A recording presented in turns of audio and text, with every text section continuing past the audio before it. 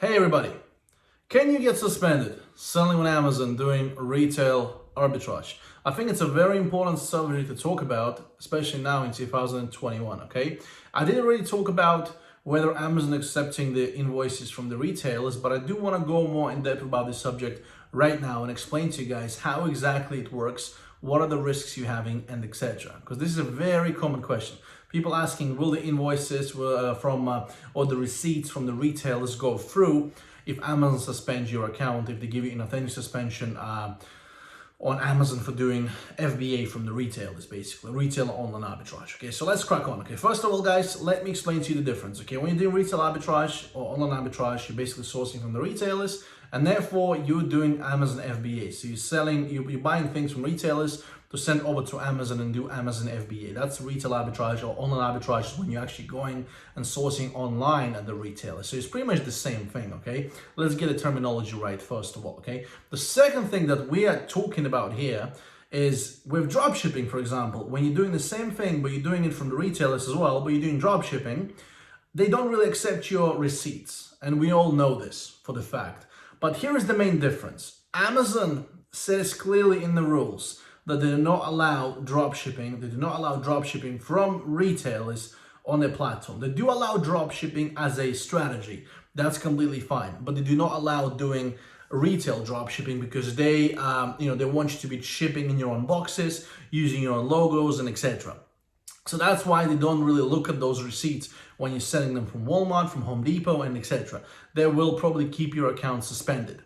With FBA, it does not say anywhere on Amazon that you're not allowed to do Amazon FBA from the retailers. Simple as it is. It doesn't say anywhere, okay? Amazon is fine with that. That's the first reason, okay? So you're doing Amazon FBA. The second thing is with dropshipping, you don't have your products in possession. And that's why with Amazon FBA, with the online arbitrage, with retail arbitrage, when you're sending the products in, Amazon can physically see what you're sending into the warehouse, okay? They can see your products in stock. Guys, by the way, smash the like button if you enjoy my content. I forgot to tell you guys, and don't forget to subscribe, okay? So they see that you're sending products into Amazon. They see what you're selling, okay? And they will not raise a concern straight away. They will not send you inauthentic suspension. That's why inauthentic suspensions don't really happen when you're doing FBA arbitrage, because you're doing FBA versus FBM. That's another thing. Now, when do actually inauthentic suspensions come into the place when you are an FBA seller from the retailers? When a brand complains on you, usually. When there is too many IP complaints, trademark violations, and etc. And you gotta get to that stage by not knowing what you're doing on the platform.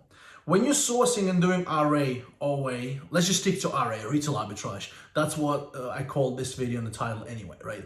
When you're doing RA, retail arbitrage, you have to follow a few guidelines. You have to understand that when you're sourcing products and when you're jumping on a listing with 5 other sellers doing RA as well, 99.9% you will never have any issues on the listing. Keep this in mind, okay? When you're jumping on the listing with no sellers, that could be an alarm. I'm telling you guys, I've told this so many times. When a listing looks too good to be true, most likely that's the case, okay? You better go and avoid those kind of products. So now, when you're actually gonna get suspended, what exactly will happen then? First of all, Amazon does accept your receipts from retailers. They look very, they're very loyal about those things. It's not that you're doing dropshipping. They know that you're doing FBA, so you mean good things. And with the right appeal, you will not gonna get suspended forever. You will get your account reopened. Simple as it is. So yes, if you do get inauthentic suspension on Amazon doing FBA arbitrage with the right appeal, with the receipts, send on time, receipts, not invoices. You don't get really invoices from the retailers, okay? Because you're not buying from distributors, you're not buying from the wholesalers. You're getting the receipts because, it's just a receipt that you bought the product and you probably intend to buying it for the personal purpose and etc.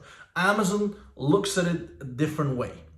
They will allow you and they will continue to allow you to sell on a platform, okay? If you keep infringing the brands and you keep getting the IP complaints and etc., they might look differently at you, but you have to understand that if you keep infringing things and doing something incorrect, then it's probably down to your own knowledge, down to your understanding how the Amazon FBA, the RA model works. Like, you gotta understand what products to buy and what products is best to avoid, because they do look dodgy and they do look too good to be true, okay? So that was the simple and basic explanation, guys, in just 5 minutes on how does Amazon look at the retail arbitrage business model when you're sourcing from retailers, when you're doing FBA. Once again, let's recap this. With dropshipping, you don't have products in stock, so they will send you in a thing suspension on the brand new account straight away. With FBA, they don't do that. So you will probably 97%, 98% of the time, you're gonna get away from receiving the thing suspension anyway, unless someone reports you. That's how it works. That's why the RA model is pretty safe to do, but of course it does have its own risks anyway, because you don't have direct contracts with the brand, with distributors, with the wholesalers, etc. You don't have the actual invoice, which allows you, which states that you can actually go and resell this particular brand. All right, guys, hopefully this made a lot of sense to you guys. You're gonna go and smash the like button right now. I know you will. Don't forget to subscribe. If you have some questions, leave them below in the comments. Hopefully I've cleared this question out for you guys, and I'll talk to you guys on the next video. Bye-bye.